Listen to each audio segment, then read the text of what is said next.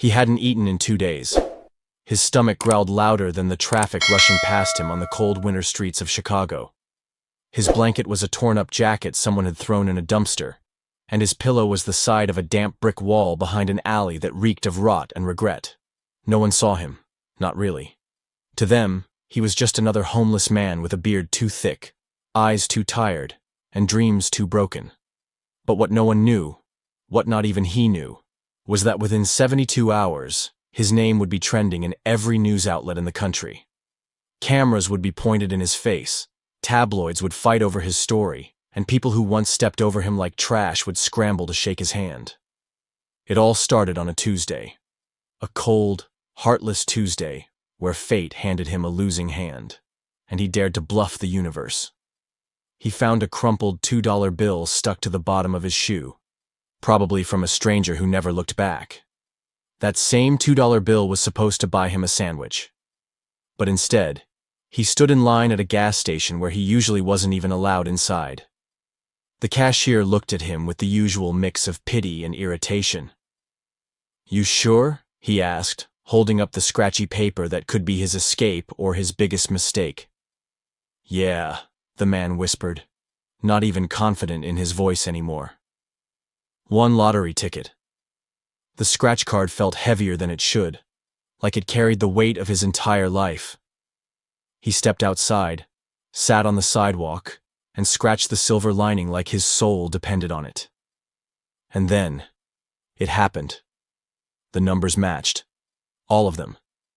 He stared at the ticket, then blinked, then stared again. $85 million. $85 million. He didn't scream. He didn't jump up. He didn't even move.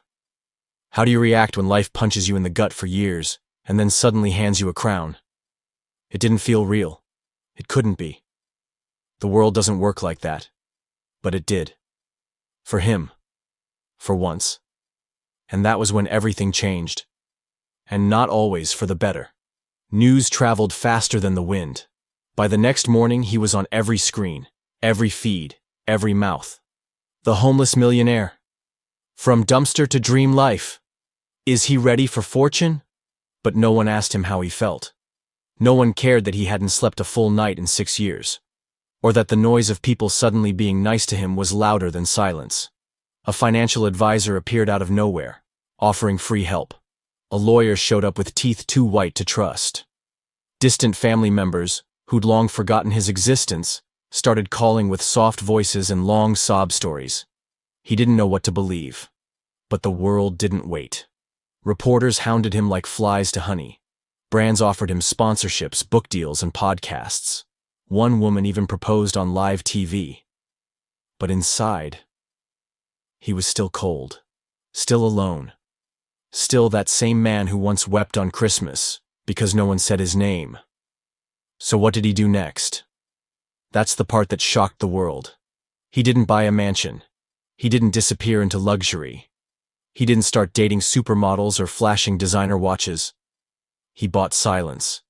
A small, quiet piece of land on the edge of the city. And then he built something. No one knew what at first. People speculated.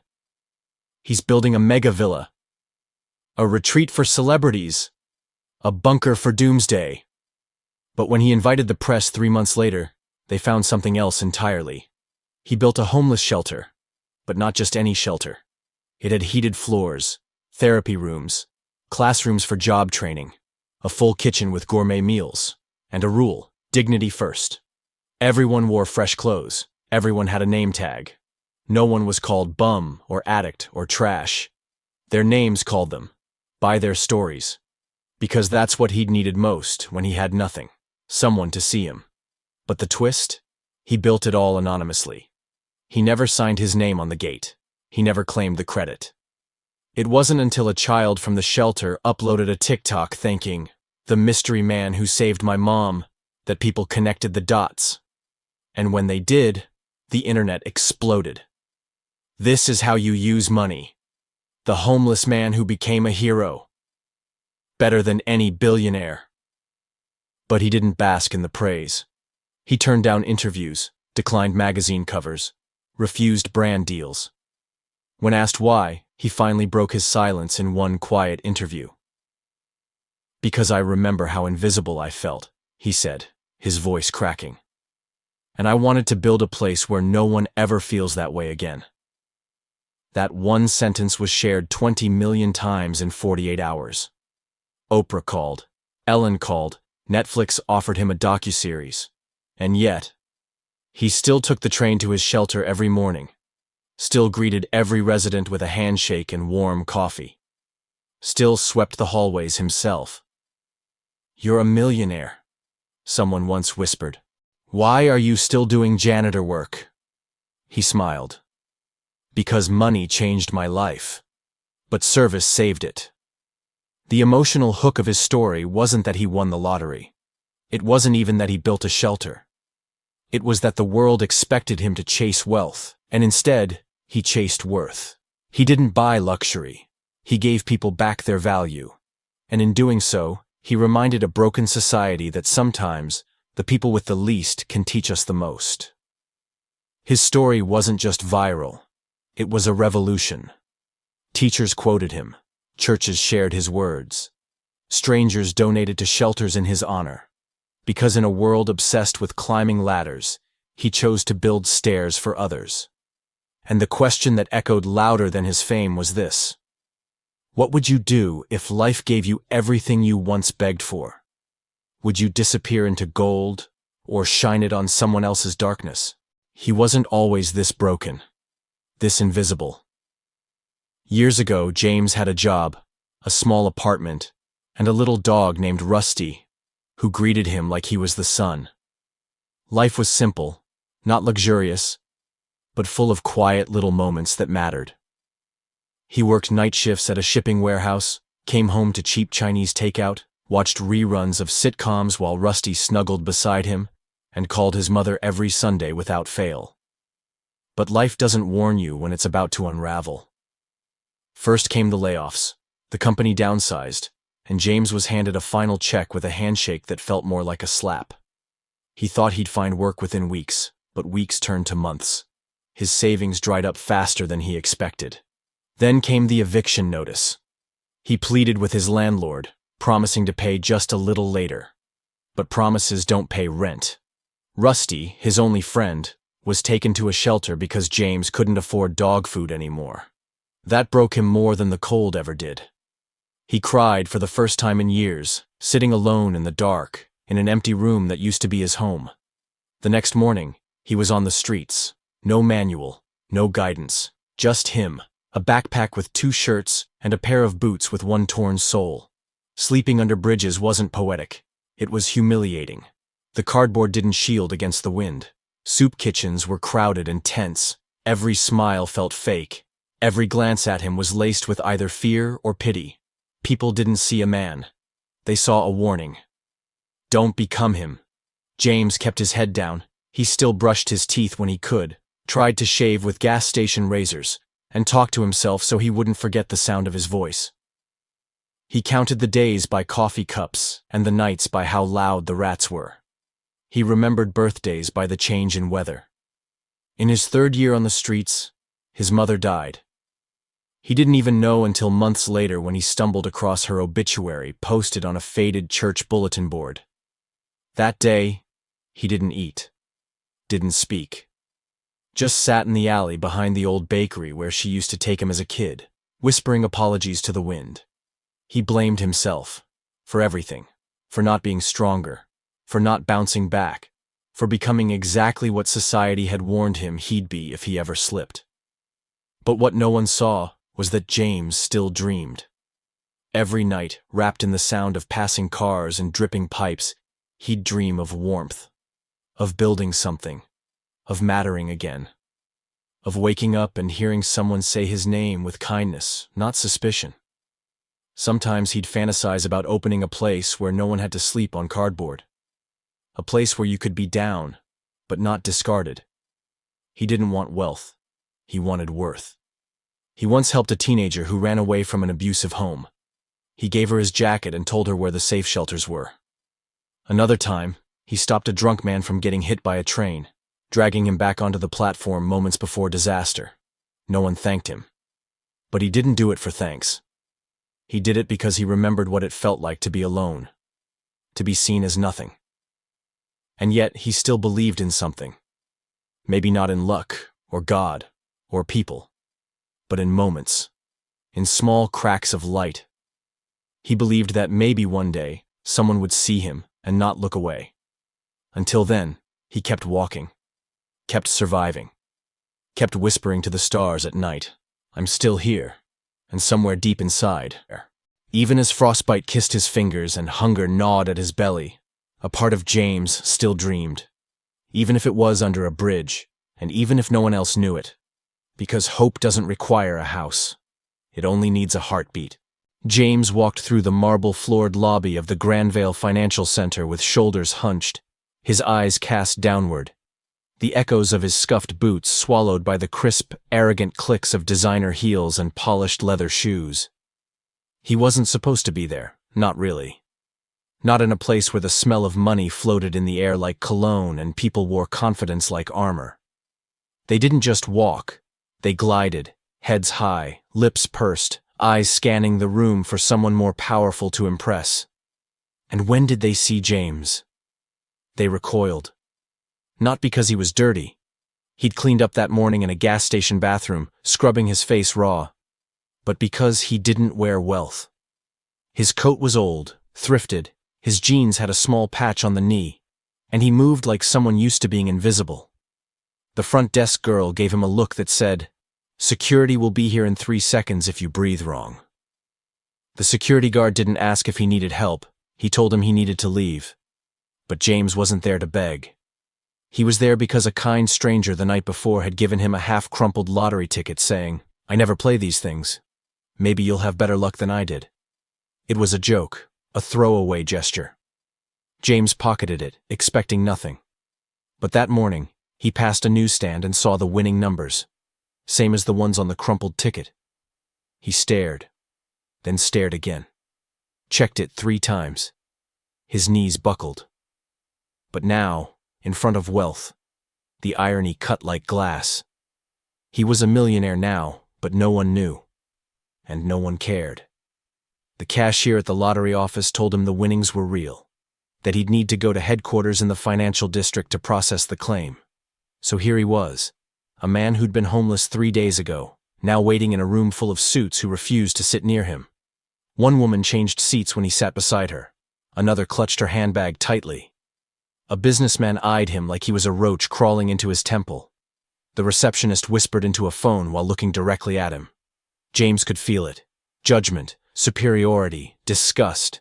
One man even leaned over to another and said, not quietly, "They're letting street trash in now?" James didn't flinch. He'd heard worse. But inside, something snapped.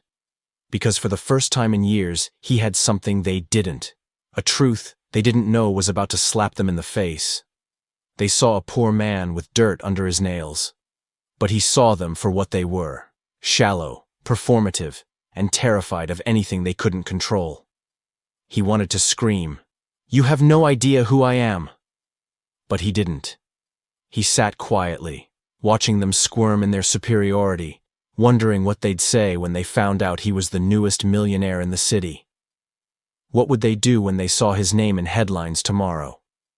Would they pretend they never saw him here? Would they try to befriend him? Would they ask for favors? Or would they still call him trash? Because money doesn't erase memory. And class isn't just about cash. It's about perception. Even now, James didn't feel rich. He felt tested, mocked. Like life was asking him one final question. Now that you have power, what will you do with it? The elevator dinged. He rose. People parted, unsure why the homeless guy was standing. The receptionist stuttered as she called his name, shocked. James walked past the glass walls into a private office where 2 men in suits extended their hands, suddenly warm, suddenly welcoming. "Mr. Holloway, we've been expecting you," they smiled. The same guard who eyed him like a threat earlier now nodded politely. In that moment, James realized something deeper than wealth. He wasn't angry at them. He pitied them. Because while they judged people by shoes and watches, he had seen the world from the bottom. He had watched people give their last sandwich to a stranger. He had slept beside war veterans who cried in their sleep. He had witnessed real kindness, raw pain, and courage no stockbroker could understand. He was judged for looking poor, but they were poor in spirit. And now, the game had changed. But James, he wasn't going to play it their way. Not now. Not ever. The rain hadn't stopped for 2 days, and James sat beneath the crumbling underpass, knees to his chest, shivering in a damp hoodie that used to be gray, but now looked like the city had rubbed its filth into every fiber. His stomach hadn't known food in 2 days, and his head pounded from the cold, from the hopelessness, from the sheer exhaustion of staying alive. All he had left were 2 crumpled dollar bills shoved deep into his sock. His last $2, his emergency stash, the only thing standing between him and complete nothingness. A few months ago, he'd have laughed at the idea of calling $2 security. But now, it was his everything. He had already checked every garbage can in a 3-block radius, had already begged with signs that people pretended not to read, already endured being spat on by a teenager with a fresh haircut and a $1,000 phone. And now, James was breaking. His lips were cracked, his pride even more so, and as he leaned his head against the cold concrete, something across the street caught his eye. A flickering neon sign above a rundown convenience store that read, "Lotto Dreams." It was a cruel joke. A place that promised dreams in a neighborhood filled with nightmares. He almost turned away, almost curled back into the numbness. But something deep inside him, a whisper from the version of him that once had a job, a life, a mother who believed in miracles, murmured, "What if?" He stood slowly, joints stiff, bones tired, and limped toward the store, his soaked shoes squelching on the sidewalk. Inside, the smell of cheap coffee and old newspapers hit him like a memory. He walked up to the counter, $2 shaking in his hand, and the cashier, a middle-aged woman with kind but tired eyes, raised an eyebrow. "Just a ticket?" she asked gently. "Yeah," he replied, voice raspy. "Quick pick, power jackpot." She hesitated, then rang it up. "Good luck," she offered. He didn't respond. He just took the small rectangle of hope and walked back outside. That night, curled in the same corner beneath the bridge, he clutched the ticket like it was a lifeline. He didn't expect anything. He'd seen people play their lives away with these slips of false promise, but for some reason, he held on. The next morning, the city awoke with its usual cruelty. James found a discarded newspaper near a diner and, out of curiosity, flipped it open to the back page. The power jackpot numbers were listed. He read them once, blinked, read them again. Then his heart exploded in his chest. One by one, they matched. All 6. All 6. He stared, laughed, then cried, then looked again, sure he was hallucinating. He wasn't. His dirty fingers trembled as he pulled out the ticket, comparing it, checking again and again. The winning numbers were his. The last $2 he had in the world just turned into $148 million. For a long moment, he couldn't move. His brain couldn't compute it. Then, he stood and ran. He didn't know where, just somewhere. He laughed like a man on fire, screamed at the sky, and hugged a lamppost. Strangers stared. He didn't care. Something seismic had shifted inside him. And yet, beneath the euphoria, a small, cold whisper settled in his gut. Now what? Because the money changed everything, but he still felt broken. The lottery office didn't believe him at first when he walked in. A homeless man with wild hair and wild eyes, claiming to hold the golden ticket. They almost called security. But once they verified the numbers, everything changed. He was taken to a private room, offered coffee, water, and comfort.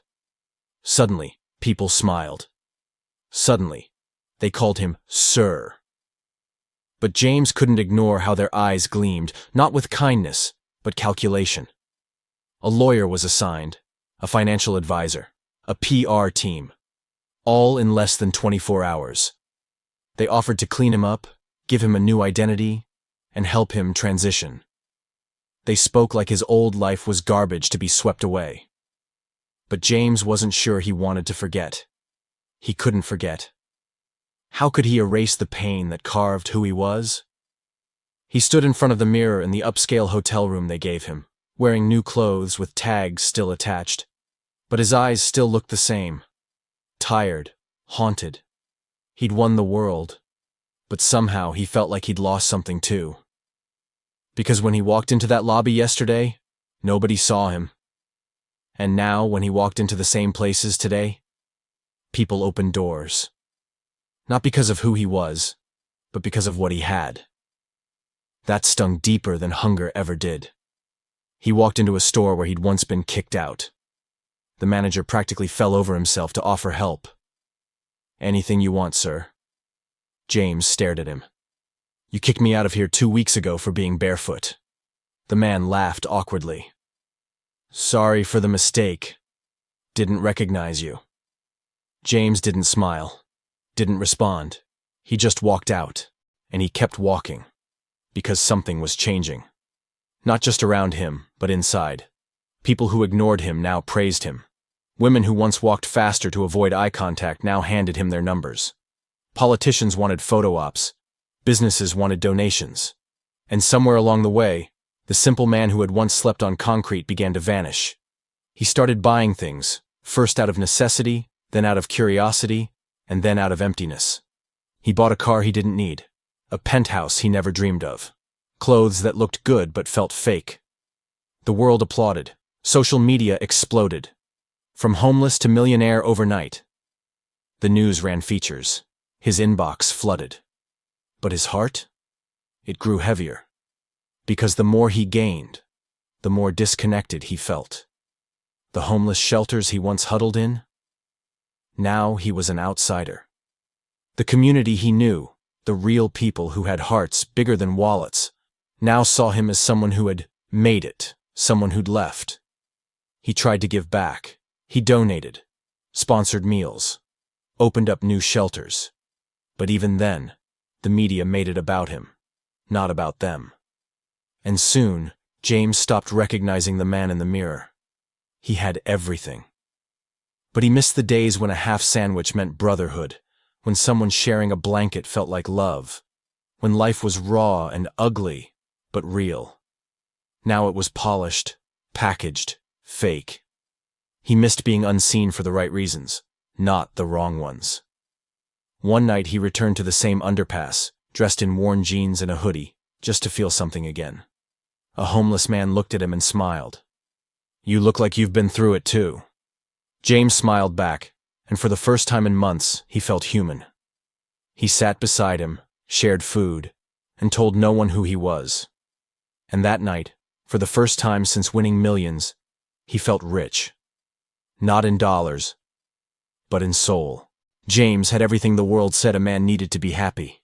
A penthouse in the sky that kissed the clouds, a fleet of luxury cars lined up like a museum of status, and a bank account so deep it made billionaires blink twice.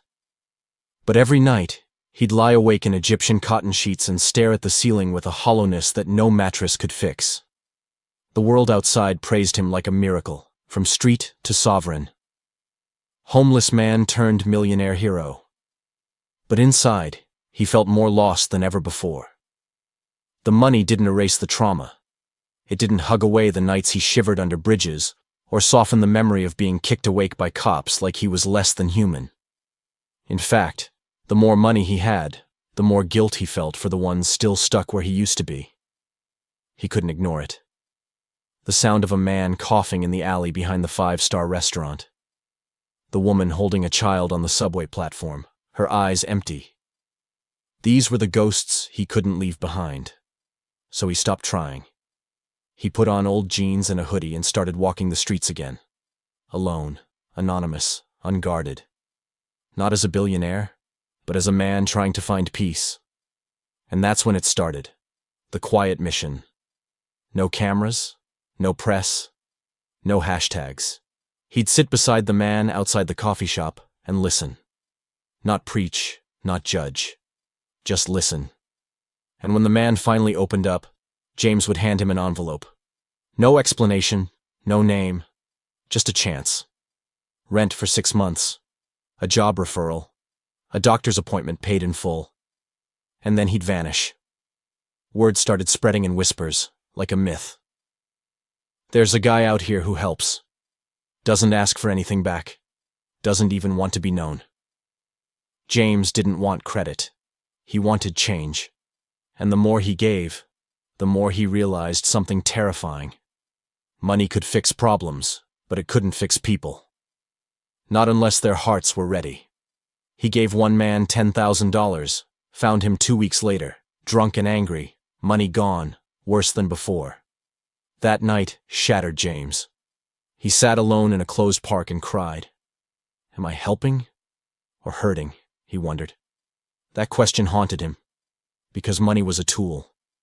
But healing? That took more. That took presence, compassion, and trust. So James started doing more than just writing checks.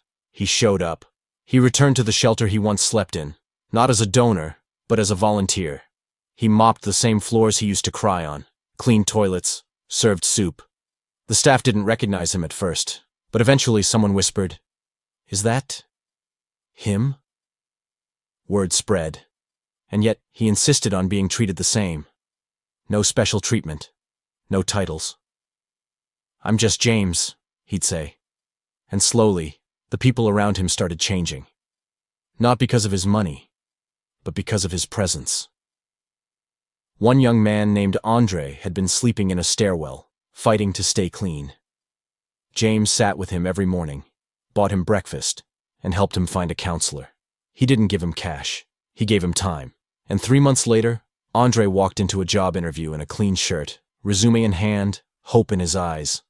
You changed my life, man, he said. James just smiled. You changed it yourself, he thought.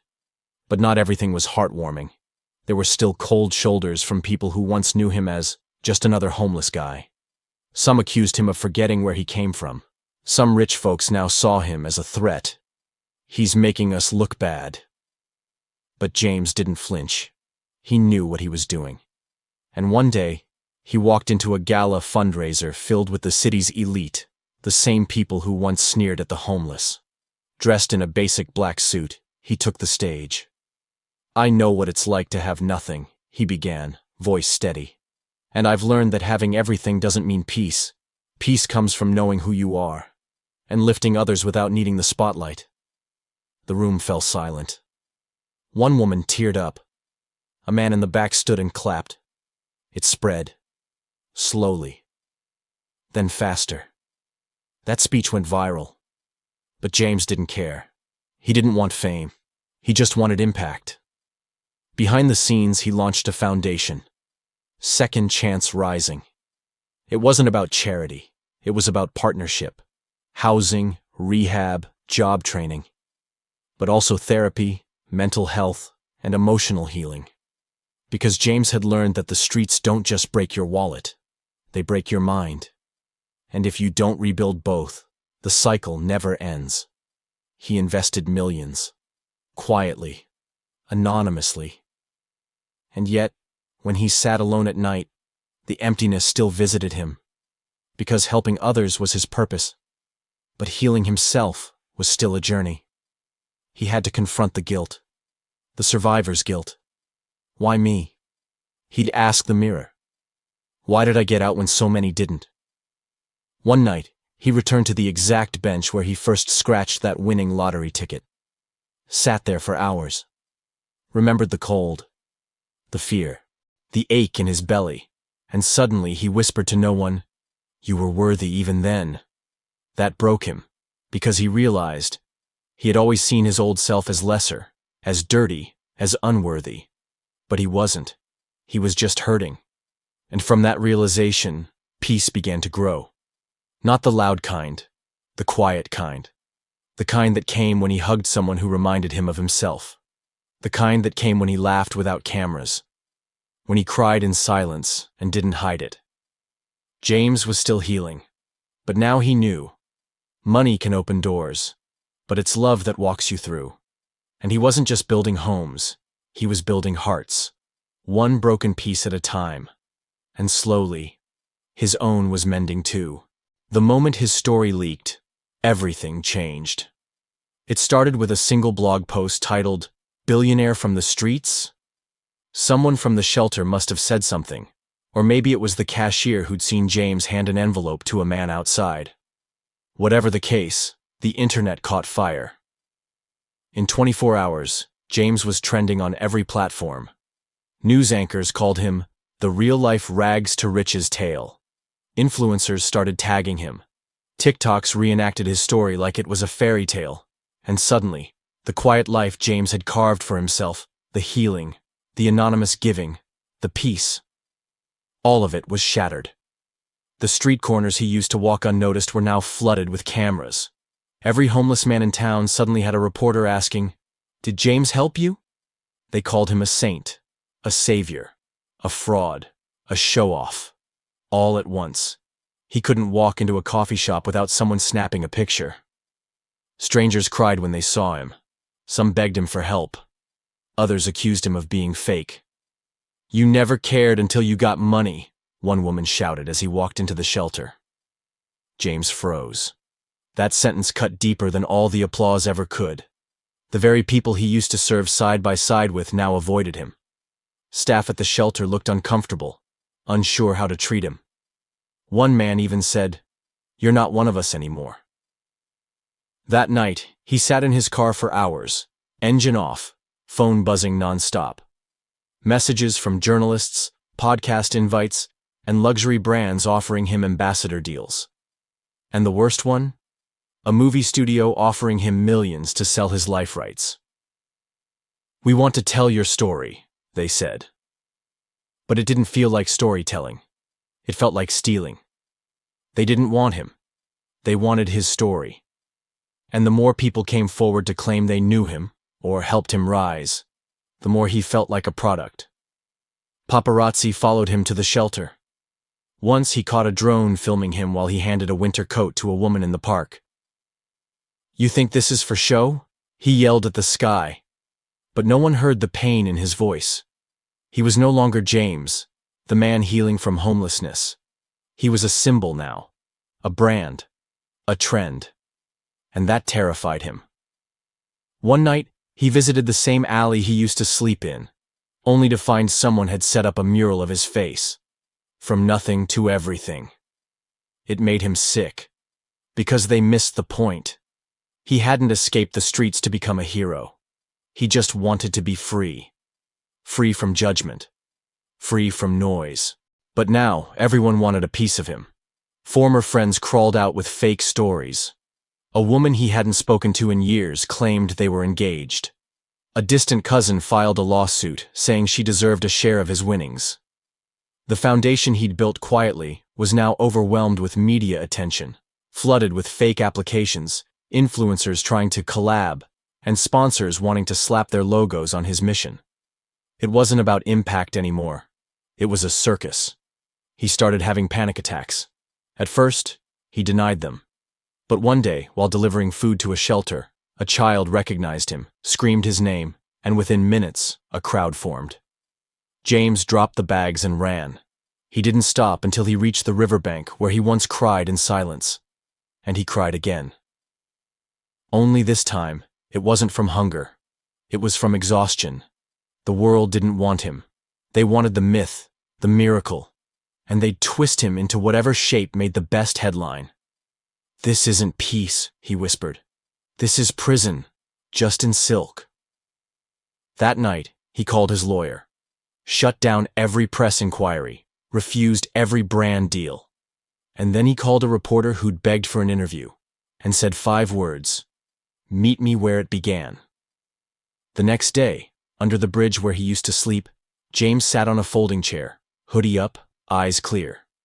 The camera rolled, and he said the one thing no one expected. "You've heard my story, but you've missed the truth. I was never saved by the money. I was saved by the people who believed in me, when I had nothing. And if you want to honor this journey, then don't chase the miracle. Be someone's miracle." The video went viral. But this time it didn't just inspire. It changed things. Quietly. Deeply. And James knew. He couldn't control the noise. But he could control his truth. Even if the world wanted to consume him, he would never stop serving. Even if they wanted a headline, he'd give them hope. Even if the fame suffocated him, he'd stay grounded. Because peace wasn't about applause. It was about purpose. And his was just getting started. James thought winning the lottery would bring peace, but the pressure crushed him harder than poverty ever did. Fame was like a wildfire. It spread too fast, burned too bright, and left ashes where calm used to be. He used to sleep under bridges and dream of normalcy, but now he was waking up in a penthouse feeling lonelier than ever. Everyone smiled at him, but behind those smiles were calculations, expectations, and hands reaching for his pockets. The shelter he loved became overrun with opportunists. The small team he hired for his charity started questioning every decision he made, valuing optics over impact. "You should do a photo shoot here. It'll trend," they said, as if the lives they were helping were just props. He missed when giving was private, pure. And then came the betrayal that broke him. Malik, his only friend from the streets, the one who once gave him his last sandwich, leaked private details to a journalist in exchange for money. Personal letters, his mental health battles, even the exact amount James donated anonymously to terminally ill kids. All over the tabloids. He saw Malik on a podcast bragging, "He owes me everything." That night, James didn't cry. He just sat there. The man who once found joy in small acts of kindness now found nothing but noise, pressure, and pain. He stopped answering calls. He skipped board meetings. His voicemail was full, his heart even fuller, but with weight. And then, the foundation's director, a woman James had trusted deeply, accused him of mishandling funds. Not because it was true, but because she wanted control. "You're not fit to lead this anymore," she said coldly. James felt like the boy who once begged for coins, now begging to be heard, even when he had millions. The press took her side. Headlines screamed, "The homeless millionaire is falling apart." A meme of him looking exhausted went viral. People mocked him online. "Too soft for money," one comment said. Another read, "Give me that cash, I'll show you how to live." He laughed bitterly. He used to fantasize about what money could buy. Turns out, peace wasn't on the shelf. He walked through a luxury store one day, everything shining, expensive, exclusive, and all he felt was emptiness. "Would you like a private appointment?" the manager asked. James stared blankly. "No. I just wanted to remember what it felt like to want things." He walked out without buying anything. At night he stopped sleeping. Every noise felt like a reminder of what he lost. His peace, his anonymity, his sense of safety. The same bridge he once called home now felt safer than his penthouse. At least under the stars, no one wanted to control him. No one judged his silence. No one faked friendship for headlines. But now, even his memories felt tainted. He visited a hospital he'd secretly donated to, hoping to reconnect with purpose. But the nurse greeted him like a celebrity, not a giver. "Oh my God, he's here," she whispered, pulling out her phone. "Can I get a selfie?" Not a thank you. Not a, "we're grateful." Just likes, clout, clicks. That night, he got drunk for the first time in years, sat on the edge of his rooftop, watching the skyline, and asked himself, what was the point of it all? Not because he wanted to jump, but because he didn't know how to live anymore. The man who once had nothing was somehow more lost now that he had everything. His assistant knocked softly. "There's a gala tomorrow," she said. He didn't respond, just stared at his worn-out sneakers, his only real connection to who he used to be. The ones he wore the day he bought the ticket. He got up, went to the mirror, looked himself in the eye. "You're not okay," he whispered. And that was the first honest thing he'd said in weeks. He called his therapist, sat silently for the whole session, cried when it ended. Then he packed a bag, called no one, and disappeared. Shut off his phone. Left the city. Took a bus. No jet. No driver. Just him, a duffel bag, and a quiet town 3 states away. Rented a tiny cabin with cash. No one knew him there. No one asked for pictures. He chopped wood, made his food, and finally, slept. Slept. No pressure, no voices, just wind through trees and birds outside his window. And that's when he realized he didn't need the world to understand him. He needed to understand himself again. The fame, the money, the headlines, they were never the goal. Peace was. And maybe he had to lose everything again to find it. Maybe rock bottom wasn't sleeping under a bridge. Maybe it was being worshipped by the world and still feeling unseen. But now, in this quiet, he could start over. Not as the homeless man turned millionaire.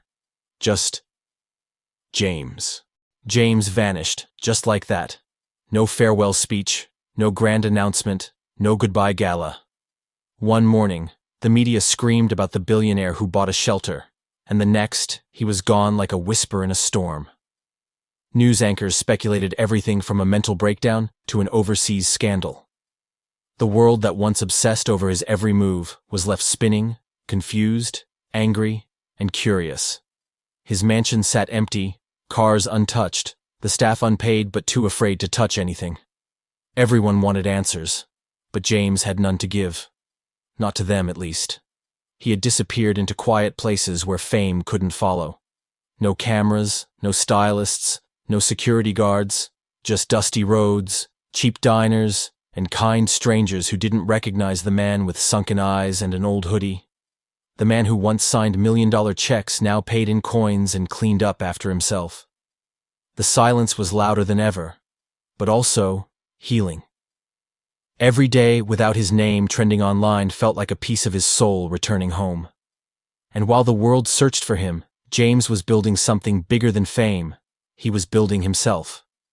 He volunteered anonymously at local shelters, mopped floors again, served soup quietly, and wore name tags that said, J. No one knew he once had a Forbes cover. No one asked. And he didn't tell. He listened to stories, raw, broken, real. The same pain he once carried echoed in the voices of others. An old man who hadn't seen his daughter in 10 years. A single mom choosing between formula and rent. A teenage boy was kicked out for being different. These weren't headlines. These were the forgotten hearts of a world too fast to care. And James cared more now than ever. At night, he scribbled plans on napkins. How to build support centers that didn't require names or IDs. How to provide housing without bureaucracy. How to fund dignity instead of PR. Quietly, he reached out to a few trusted souls, not lawyers, not influencers, just people with real hearts and real solutions. Don't attach my name, he wrote. Just fix it. He funneled millions through anonymous channels, watched shelters rise, clinics open, and families get second chances, and no one ever knew who was behind it. And yet, his soul knew. His peace grew. He found beauty in simplicity, joy in purpose. He made tea for the elders in a rural town where no one asked what car he drove. He read books again. He painted sunsets badly, laughed at how horrible they looked, and didn't care who judged. But even in peace, echoes of the past called out. A little girl at one shelter handed him a drawing. You look like the man on TV, she giggled, but nicer. James smiled, heart pounding. Was the disguise fading? Or was his essence finally shining through? He left that night, not out of fear, but to protect the sacred silence. He became a wanderer with a mission. In one town, he left envelopes of cash under broken doors. In another, he bought winter jackets for an entire street. He fixed roofs, paid hospital bills, and never once asked for a thank you. Some called him an urban legend. Others thought he was an angel. He was neither. Just a man rediscovering what life was supposed to feel like. And then, one day, standing at a cliffside during sunrise, he whispered to himself, This This is what winning really feels like. Not the lottery check, not the headlines, but this invisible legacy he was quietly stitching into the world. The world still didn't know where James was. But those whose lives were touched by a nameless miracle began to see hope in strange places. A coat in the cold, a check at their door, a shelter rising from nowhere. And somewhere, under a simple roof, sipping coffee with no cream, James finally felt rich, not in wealth, but in peace. He had disappeared from the spotlight, but in doing so, he finally found himself. James sat beneath a rusted street lamp, sipping black coffee from a chipped mug, watching the world pass him by without recognizing him. And for the first time, he didn't care. He no longer craved the headlines, the validation, or the luxurious lifestyle that once defined him. The yachts, the tailored suits, the glass towers, they were never the destination, just distractions. For years he had mistaken status for success and applause for acceptance. But now, surrounded by the quiet of obscurity and the honesty of strangers with nothing to prove, he was finally waking up to the truth. He had never truly wanted luxury. He had just wanted to be treated like a human being.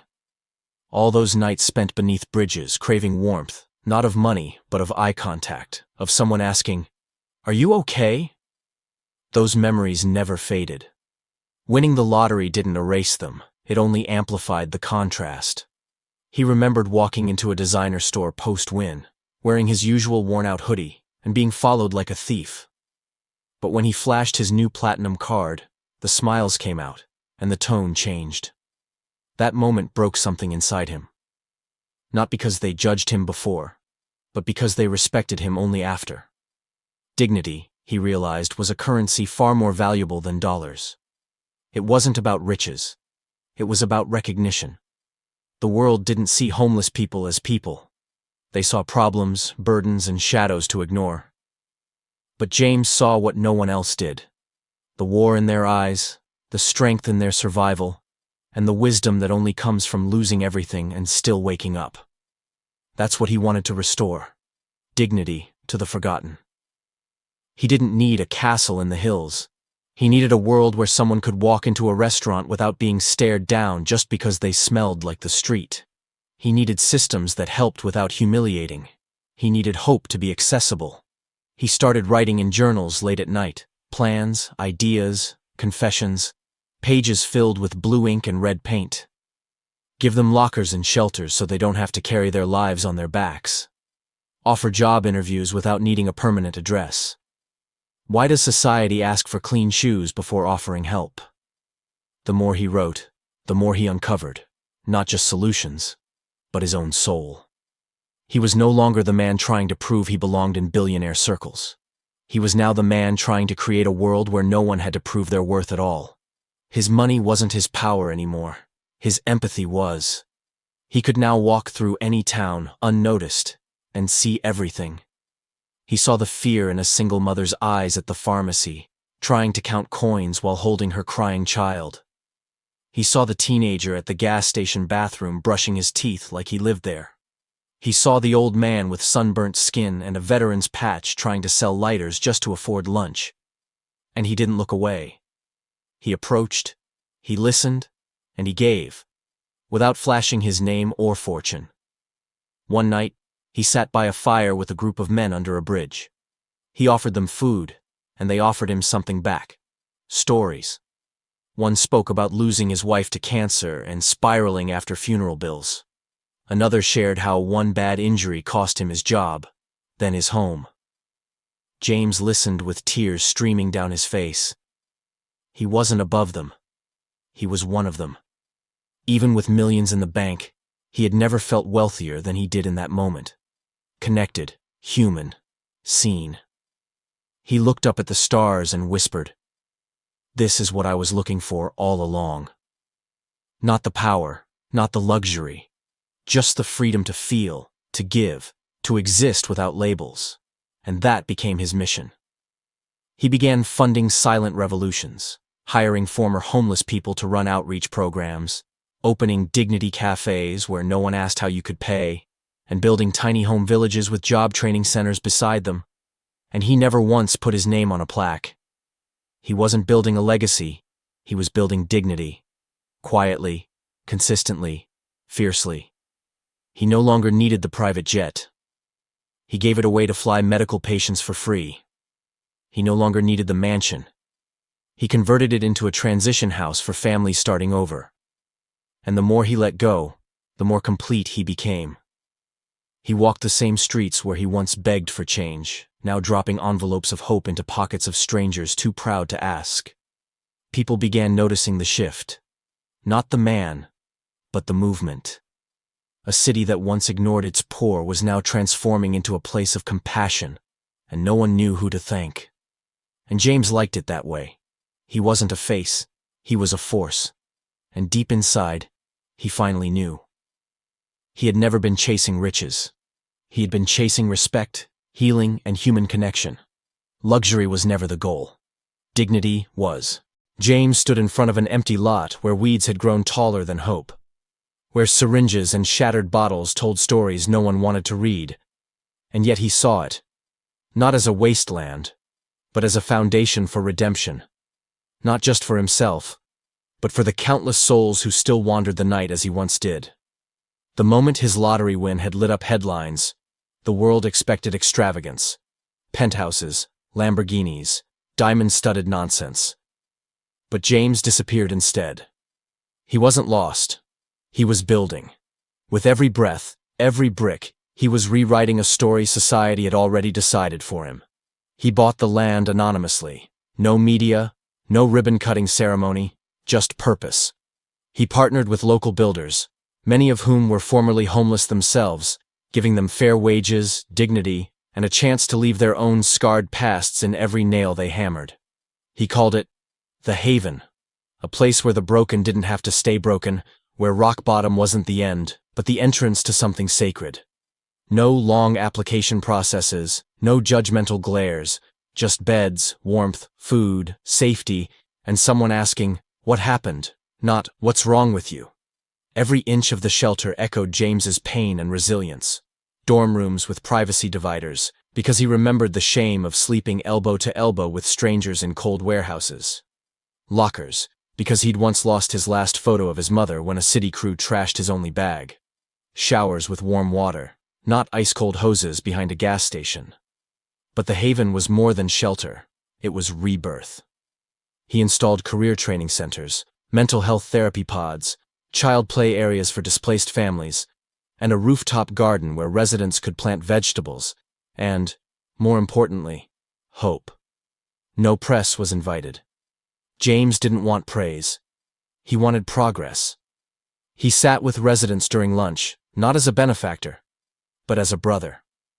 One woman, Maria, held his hand and sobbed into her tray, whispering how she hadn't sat at a table with real food in 3 months.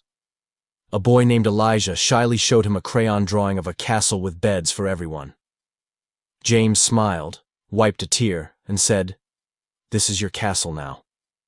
Word spread not because James announced it, but because lives began to bloom. Former addicts found jobs, estranged parents reunited with children, teen runaways enrolled in online schools, all under the roof he built with the money the world thought he'd waste. His mission wasn't to impress, it was to interrupt the cycle. He poured millions quietly into mobile outreach vans that delivered hygiene kits, warm meals, and information about the Haven. He trained the staff not just to help, but to listen. "No more lectures, no more pity. Just listen," he'd say during team huddles, his voice calm but commanding. Still, the world couldn't ignore him forever. A viral TikTok caught James folding blankets beside a new resident and exploded online. Lottery winner cleans floors at shelter he built. Suddenly cameras hunted him down, networks begged for interviews, and tabloids labeled him the humble billionaire. But when they finally got close enough to ask, "Why are you doing this?" James looked directly into the lens and said, "Because no one should have to earn the right to feel safe." That single line became a movement. Donations flooded in. Other cities reached out to replicate the Haven. But James refused to turn it into a franchise. "It's not a business model, it's a human model," he told one mayor. before helping them fund a localized version that matched their community's needs. He visited each location quietly, checking the floors, the food, and the smiles. He sat in group therapy circles, letting people vent, cry, and sometimes just sit in silence.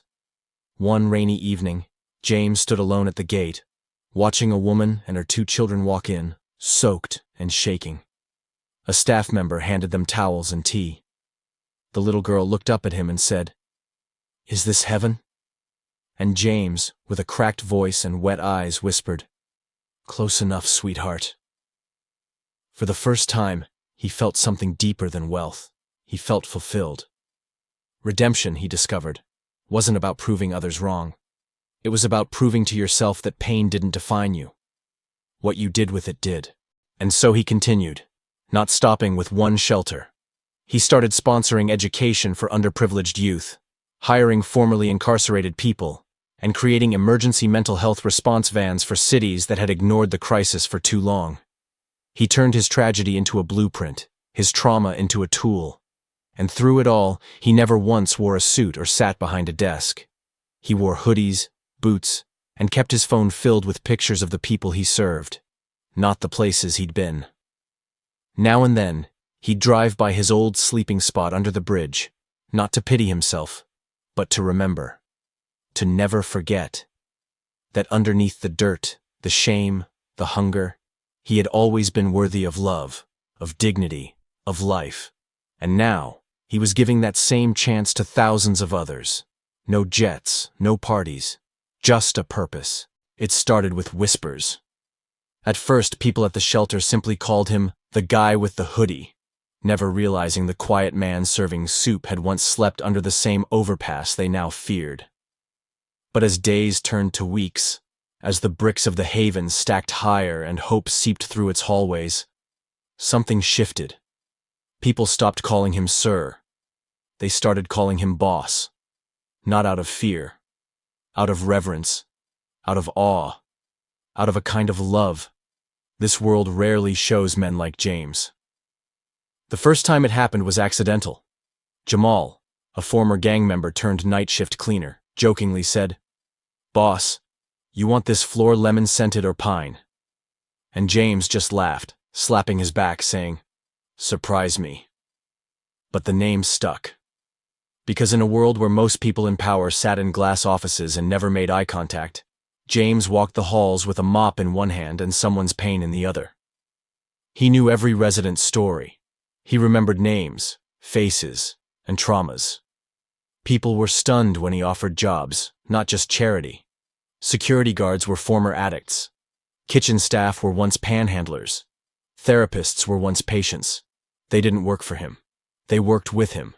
And so boss became a badge of honor, whispered with a smile, shouted across the courtyard, even muttered in tears during late-night thank yous.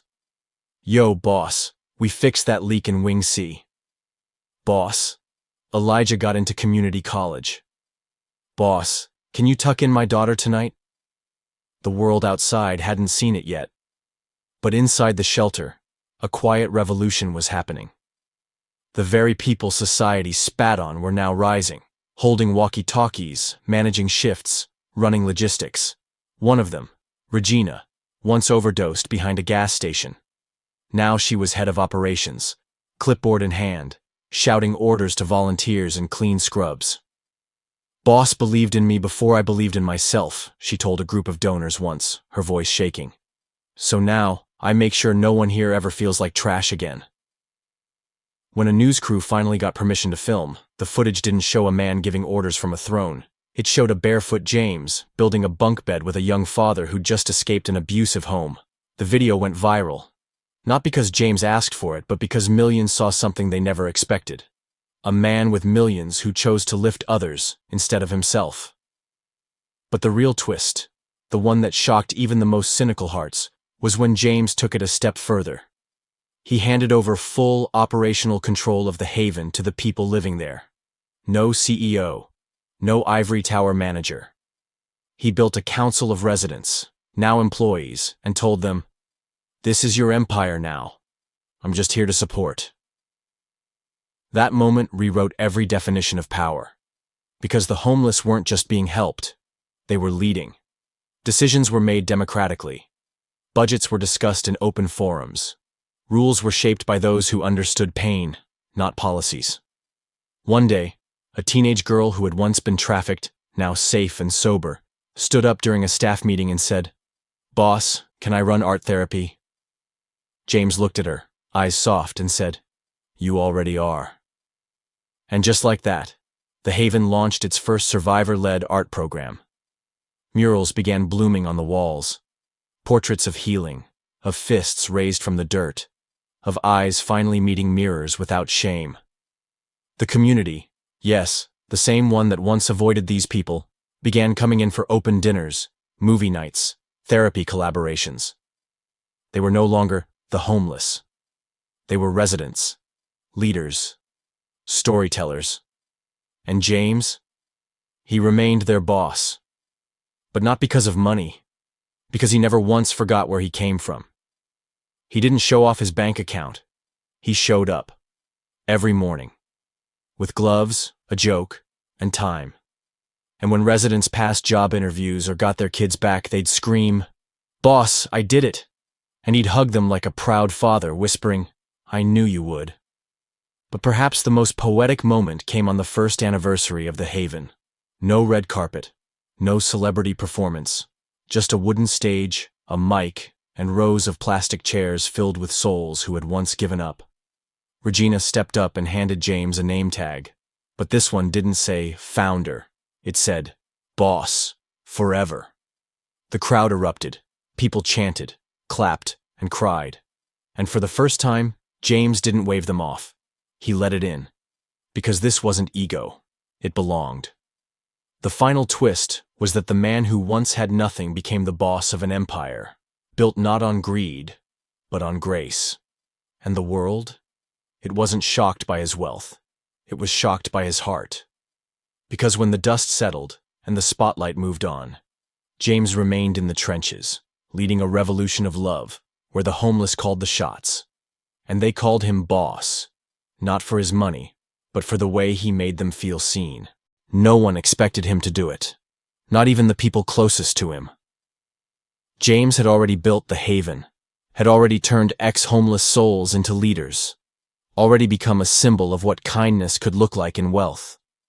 But just when the world thought his story had peaked, he dropped a twist no one saw coming. One quiet afternoon, without press, without photographers, without any need for applause, James walked into St. Clair's orphanage, the same building where he once counted cockroaches on the ceiling to fall asleep, the same hallway where he waited every birthday for parents who never came, the same cold kitchen where he used to wipe tears off his face so no one would see he cried himself through childhood. He walked in wearing the same hoodie from his street days, not to be recognized but to remember. The nuns who raised him, now older and worn, gasped when they saw him. "Little Jamie," one whispered, tears instantly falling as she touched his face like a miracle. He smiled gently. "I never forgot who gave me my first warm meal." They hugged him like a son returned from war. What he said next shook the very foundation of their world. "I'm donating half of my winnings to rebuild this place." Silence. It wasn't just money. It was healing. It was the echo of an abandoned boy turning his trauma into shelter for hundreds of kids still waiting to be seen. The orphanage was falling apart. Broken windows, peeling paint, outdated classrooms. James saw it all. But he also saw himself in every bunk bed, every cafeteria plate, every frightened, quiet child avoiding eye contact. He didn't want to just fix the place. He wanted to transform it. And so began Project Claire Rising. He hired architects, not to modernize, but to preserve the soul of the place. Every corner was restored with care, from the chapel where he prayed for a family to the treehouse in the back where he first dreamed of escape. But now, he was coming back as someone who made it. Every child at the orphanage was given new clothes, new books, fresh beds, and most importantly, opportunities. James created a full scholarship fund for each child, not loans, not conditions, just a promise. If you dream it, I'll fund it. He opened therapy centers on site, art rooms, music halls, giving children ways to express what they could never speak. But the real twist wasn't the money. It was the way James brought the community into it. He hired local unemployed workers to renovate. He partnered with old residents who'd grown up there and offered them staff roles. Social workers, mentors, guardians. Soon, St. Clair's wasn't just an orphanage, it was a launching pad for broken wings. News outlets begged for interviews, but James refused. "This isn't about me. It's about the boy I used to be, the one who needed someone like the man I am now." His words went viral anyway. Not because he tried, but because truth spreads. One evening, while walking the new library wing, he saw a boy, 8 years old, sitting alone, staring out the window with a torn notebook in his lap. James sat beside him, gently asking, "What are you writing?" The boy didn't answer at first. Then slowly, he turned the notebook around. On the page were scribbled words. "I want to be someone one day, even if no one sees me now." James's throat tightened. It was like reading his younger self. He looked the boy in the eyes and said softly, "They will see you. But more importantly, you'll learn to see yourself."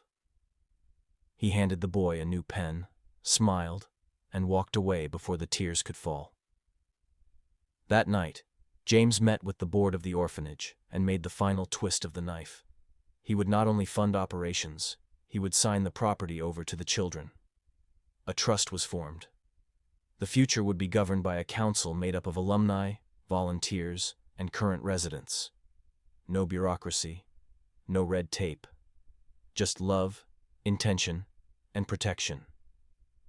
At the handover ceremony, dozens of orphans, some in wheelchairs, some holding teddy bears, some standing tall in second-hand suits, stood around James, their hands pressed to his chest, their eyes shining with the kind of gratitude words could never capture. One girl whispered, "You saved us." James shook his head gently. "No, you saved me." He didn't stop there. He began anonymously funding other orphanages and other shelters, using a quiet foundation called the Second Chance Seed. His name was rarely attached. But those who knew, they knew. The man who once had nothing, who once slept beneath bridges and was spat on for being dirty, was now the unseen hand lifting thousands. And in that moment, the world wasn't shocked by how much he gave, but why he gave. He didn't need fame. He didn't crave validation. He simply remembered what it felt like to be forgotten. So, he chose to never let another child feel that again. And while headlines screamed about celebrities buying yachts, James became the man who gave away half his fortune to the children no one even looked at. And in doing so, he became the father figure the world desperately needed. He didn't donate to impress. He donated to heal the past and build a future no one believed possible. For him, that was the real lottery. The grand reveal came when the media had all but forgotten about him, when the world thought he had vanished from the spotlight. But James wasn't done yet. He had been living in the shadows for so long, letting the world perceive him as just another lucky homeless man who happened to win the lottery, that no one knew the full story. And when it was finally time for him to step into the light again, he did it in the most unexpected way. He had been a businessman once, a sharp one too. He built an empire from nothing, creating a massive tech company that was on the verge of revolutionizing the way people lived. But as he rose to the top, so did his enemies. People close to him, his so-called partners, his trusted colleagues, betrayed him in the worst possible way. They sabotaged his company, siphoned off his wealth, and spread lies about him. James watched helplessly as the empire he built crumbled, and everything he worked for slipped through his fingers. His reputation was destroyed, his life shattered. He found himself homeless not by choice, but by the ruthless actions of those he once considered family. And that was when the real pain hit. He realized that the very people who should have supported him, the ones who should have been loyal, were the ones who tore his world apart. Betrayed and broken, James sank into the streets. His dreams, his ambitions, everything he'd worked for, had been stolen from him. Yet amidst the darkness, he found something he never expected: a new sense of purpose. The pain and betrayal from his past were the fuel he needed to rise again. And this time, when he won the lottery, he wasn't just winning money. He was reclaiming his life, his dignity, and his chance for redemption. But this grand reveal wasn't just about the past. It was about who James had become in spite of it. When he finally revealed his story, it shocked the world. People who once thought of him as just another rags-to-riches story now saw him as a symbol of strength and resilience. James didn't just want money. He wanted justice. He wanted to prove that no matter how many times you get knocked down, you can always rise again. And as the world learned the true story behind his rise from the streets, they realized something profound. James wasn't just giving money away to the homeless and the orphanages. He was rebuilding the pieces of his broken heart and using his wealth to heal not just himself, but others who had been wronged, hurt, or betrayed. This was his way of turning the tables on those who had tried to destroy him, of rewriting his legacy, and of proving that in the end, kindness and resilience were the true measures of success. His life, once defined by betrayal and loss, had now become a beacon of hope for anyone who had ever been knocked down by life's cruelest twists. And in that moment, the world saw James not as the man who won the lottery, but as the man who had fought his way back from the ashes, turning betrayal into the foundation for something greater. As the final chapter of James's journey unfolded, the world had witnessed his transformation from a broken man, beaten by betrayal and loss, to a hero who rebuilt his life on the foundations of love, kindness, and resilience. But as much as he had gained in terms of wealth, respect, and purpose, there was one thing left unresolved, one last hurdle that stood between him and his peace: forgiveness. It was the hardest thing he had ever done, harder than any business deal, harder than fighting his way back from the streets, harder than winning the lottery. Forgiving the ones who left him, the ones who turned their backs when he needed them the most, was a battle he had fought in silence, deep within his heart. The betrayal from his old partners had left scars that money couldn't heal, and as much as he had given away to the homeless, the orphanages, and the people who had stood by him, there was a part of him that still felt the sting of those lost relationships. It wasn't just the betrayal itself that hurt. It was the fact that these people had once been family. They had shared dreams with him, celebrated his victories, and promised loyalty. But when everything came crashing down, they were the first to abandon him. They took what they could, spread lies, and left him to face the storm alone. For years, James carried that anger with him. He used it as fuel, pushing himself harder, making himself stronger. But as he stood at the peak of his success, when he had everything he ever wanted, he realized something that changed everything. Holding on to that anger was holding him back. It was keeping him trapped in a past that no longer defined him. And that realization was the catalyst for his emotional growth. In the quiet of the night, when the world outside was silent, James finally came face to face with his demons.